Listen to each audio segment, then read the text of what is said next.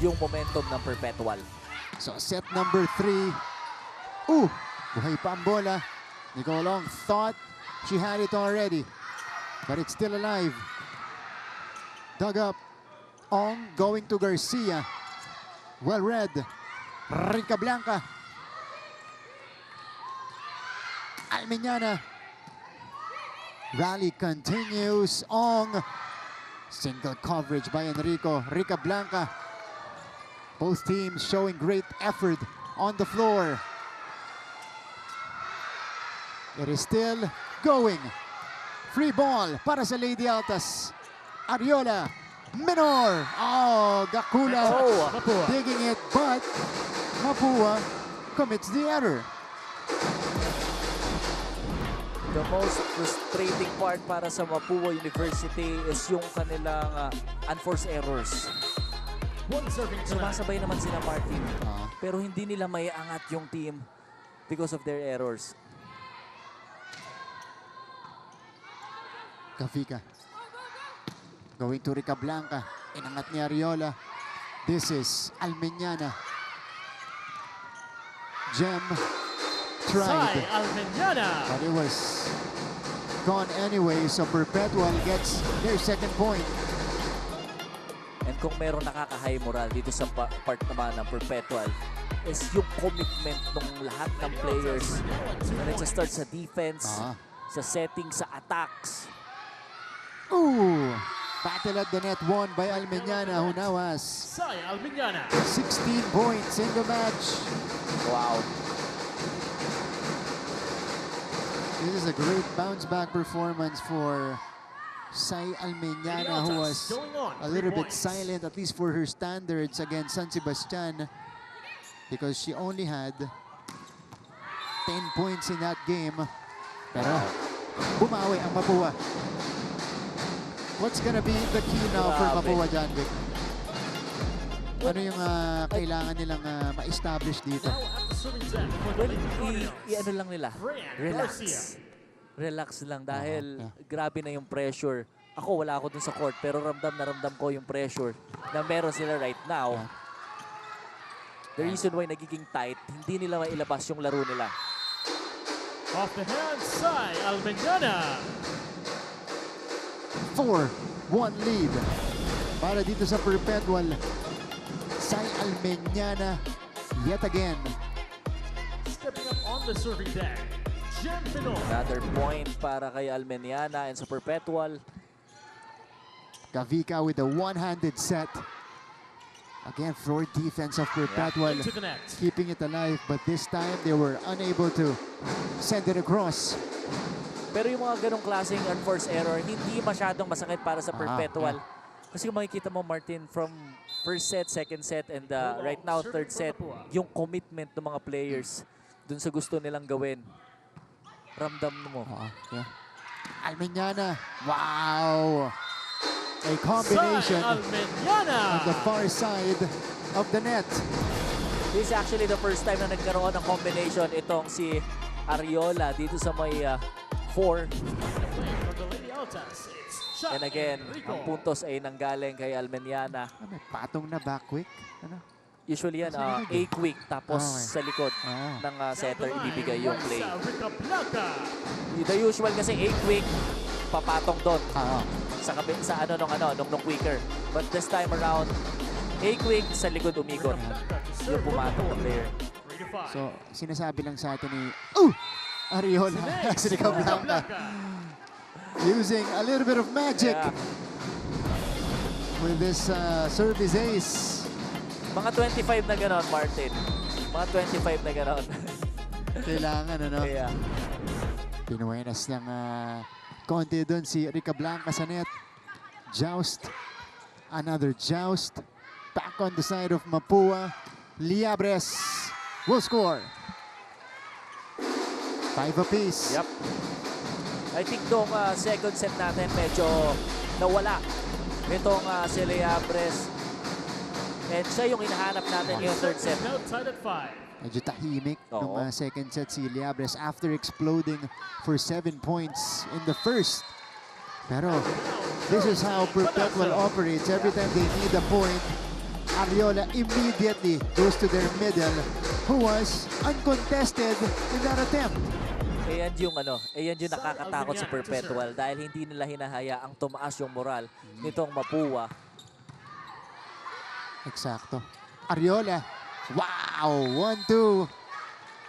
And the placement for Vivi Ariola. Look at this. At saka grabe siyang mag-change ng laro. Ah. Itong even yung spiker niya at even yung mga blockers nitong Mapua.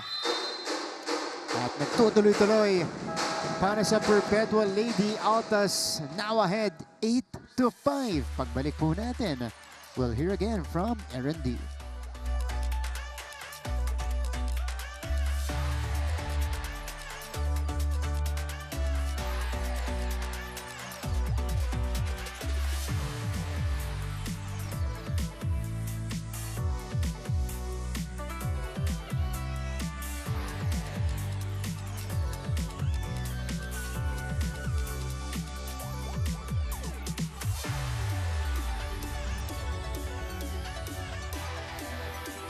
Let's get back to the action here in the San Andres Sports Complex for the NCAA Season 101 Women's Volleyball Tournament. Martin and John Vic got a chance to speak to the team captain of the Mapua Lady Cardinals, Nicole Ong, and asked her kung paano ba kahirap maging team captain for her squad. She actually corrected me and told me hindi siya mahirap. In fact, everyone fulfills their roles on their team, and instead na parang mga babies yung kasama niya, para silang mga co-parents yung teammates niya. And I even went in to listen on to Ong give some advice to her teammates, and ika nga niya to take things slow. Kung magkamali ka, hindi masisira ang mundo mo. Pag natalo tayo sa isang set, hindi naman yan na magde-define sa atin. Now, throughout her years, Nicole Ong has seen Mapua and Perpetual go head-to-head with intensity. And the big question, can the Lady Cardinals make a big comeback today? Gentlemen? We'll see, Aaron, but that's a great story on Nicole Ong. And a good asset for the team as well to have multiple parent figures. Tama. Diba, John Vic? And kung ako tatanungin, first question, mahirap ba maging Off the captain? block, Shy Well, Umiboy. the term captain and being a leader, mahirap talaga. Pero dahil sa sinabi ni Ong, tama din naman na ang pagiging captain para dito sa team ay hindi nagiging mahirap dahil meron kang, kumbaga, kino-considered as family. Na hindi mo sila kailangan utusan. Kumbaga, yun yung nagkukusa. And for a captain like her, Mapua. malaking bagay to para sa kupunan ng Mapua. Yeah, because as team captain, siya yung extension ng coach sa court. And Now on the she also serving deck, has Diandra a Yabon. difficult task of keeping her team together, especially in the difficult moments na crucial sa volleyball. And even personal matters. Yan. Yan yung mga players kasi minsan hindi nila masabi sa coaches nila kung ano yung mga pinagdadaanan nila. Kaya dito sa team captain, ito yung pinaka-easiest access nila para mailabas yung mga problemang dinadala nila sa buhay. That's coming from a former national team captain, John Vic de Guzman. Meantime, there's a push, and this is an extended rally we are watching. Whoo! Yun nga lang, nahirapang kunin dun sa dig. Yung atake na yun ni Palacio. Yep.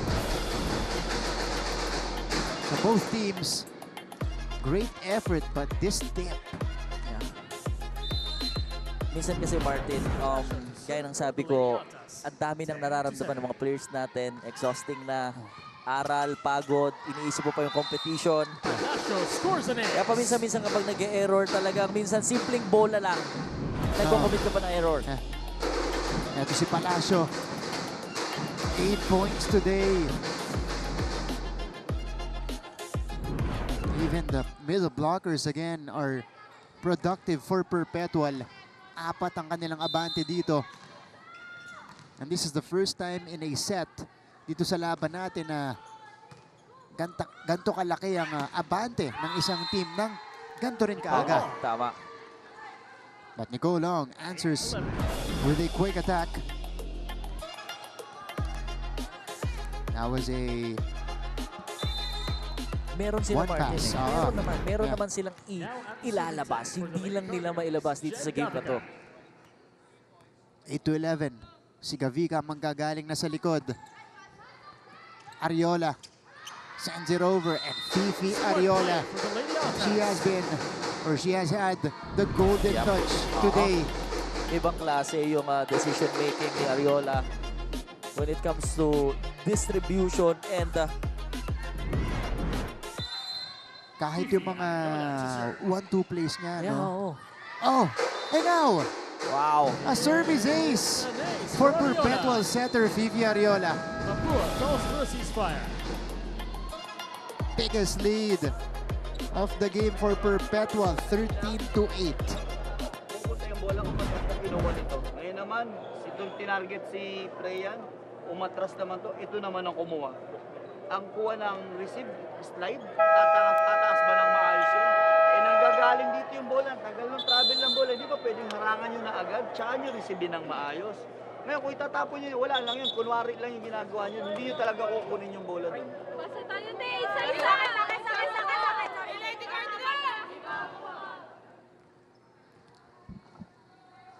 Coach Aing Esteban calling another timeout here, trying to salvage. Substitution for Mapua University. Meanwhile, para sa koponan ng Perpetual, gaya na sinasabi ko kanina, iba yung commitment nila sa responsibility yung binibigay ng coach. But dito naman sa Mapua, committed naman sila. It's just that hindi lang sila, hindi lang nagtatranslate yung communication nila dun sa ginagawa nila. Yeah.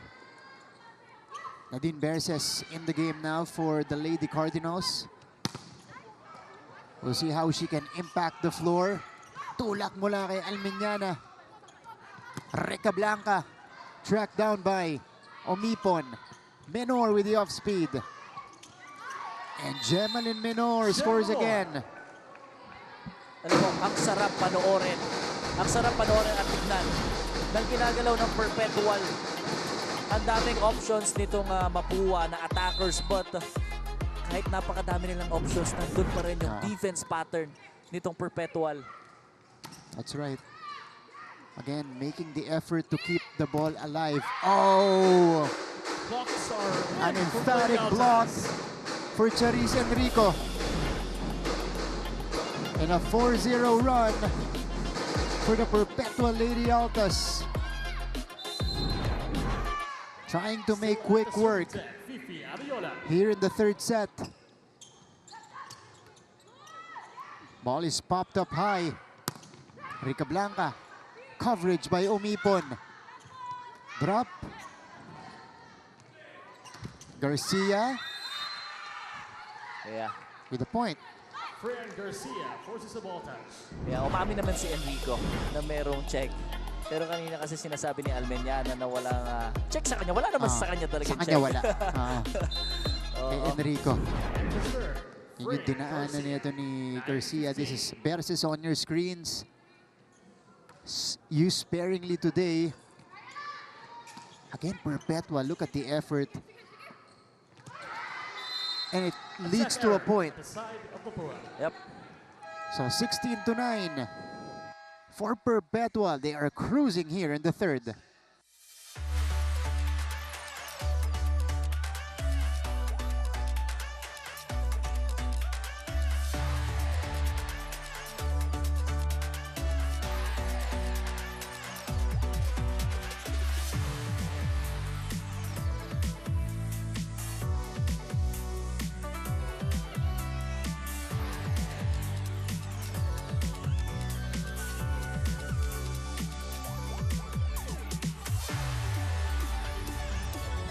To the coverage. It is a commanding lead in the third set for the Perpetual Lady Altas, looking to stay unblemished in the competition. They're 3-0 right now. Trying to go 4-0 and send Mapua to their second loss of the season.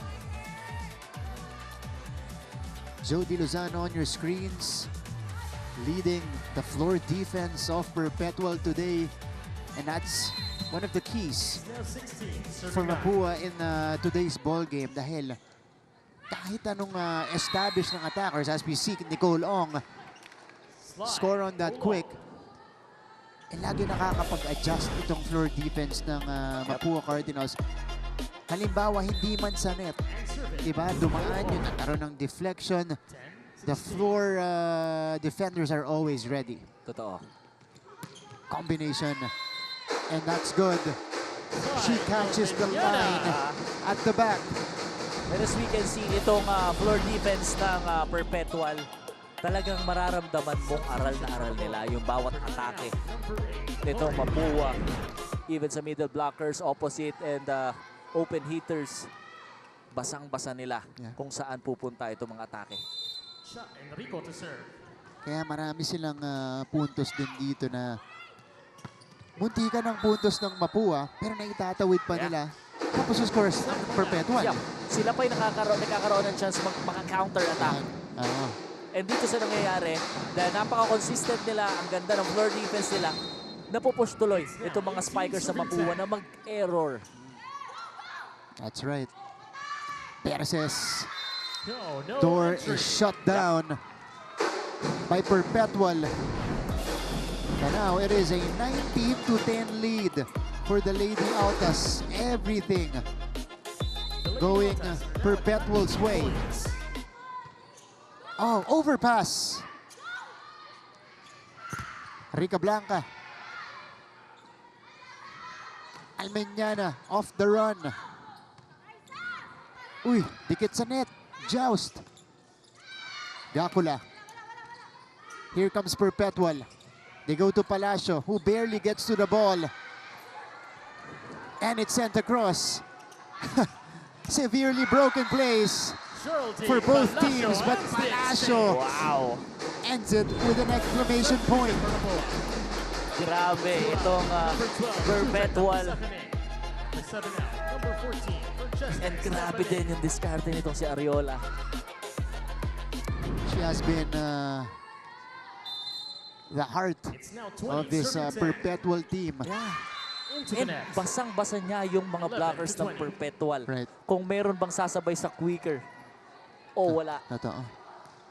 It's been her playmaking that really made the biggest difference dito sa laban natin. And Martin, sa isang team, kapag magaling ang setter, believe me, ang hirap talunin ng isang team. That's right.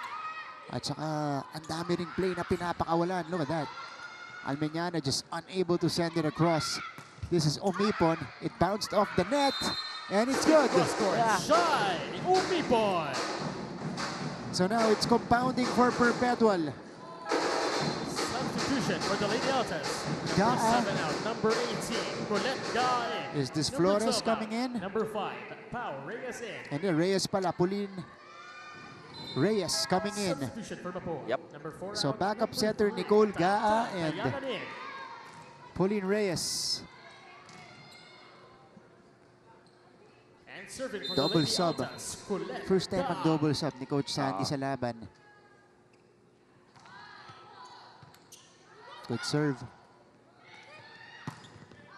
Esteban, Outside. too strong. Things continue to fall apart for Mapua. 10 points advantage para sa kupunan ng Perpetual. Kaya meron na challenge dito si Coach Aying. We'll see. Kanina papasok na si Bustamante.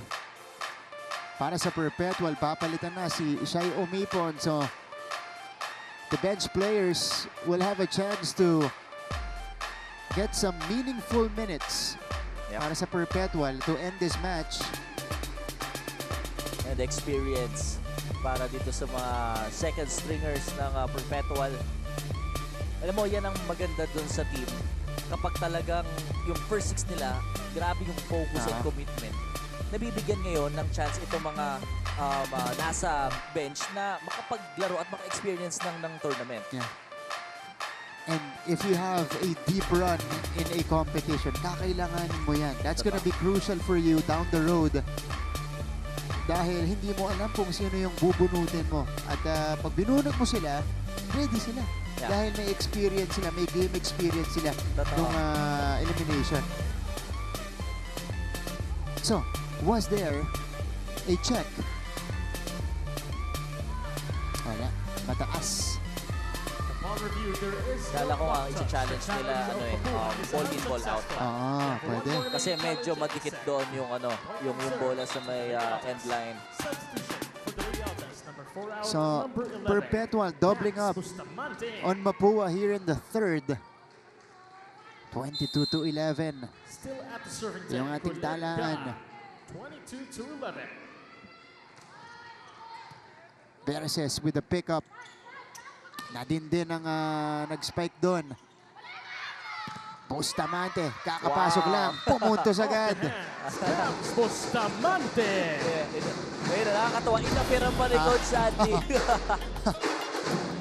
Wow. Nakabunot lang niya kay Bustamante. Binigyan agad siya ng puntos. Still 23, serving 11. Kulega to serve. 23-11. A commanding lead for Perpetual. After 2 close sets, they have blown this set wide open. Again, Perpetual finds a way to send it across. Gaa, Bustamante! Off the hands comes Bustamante. You can actually feel the happiness para sa kupunan ng Perpetual. Na nakikita nila yung mga teammates nila na nagkakaroon ng chance and opportunity na maipakita yung talent nila dito sa NCAA. Kulega. 24-11. Match point para sa Perpetual. Here's the pop-up. They set up Esteban, Geraldine who is Palacio. rejected. Perpetual takes the win, and they stay undefeated in Group A. It's been that kind of game for Perpetual. Their net game was on point. Their attacks were on point. Even their floor defense was rock solid. Vivi Ariola, ang ating napiling player of the match with 24 excellent sets in just 3 sets, ha? Oo, grabe. Diba? With 7 points. Wow. Super performance for Perpetual setter Fifi Ariola on their way to another sweep in Season 101. Pakinggan natin ang school hymn ng Perpetual.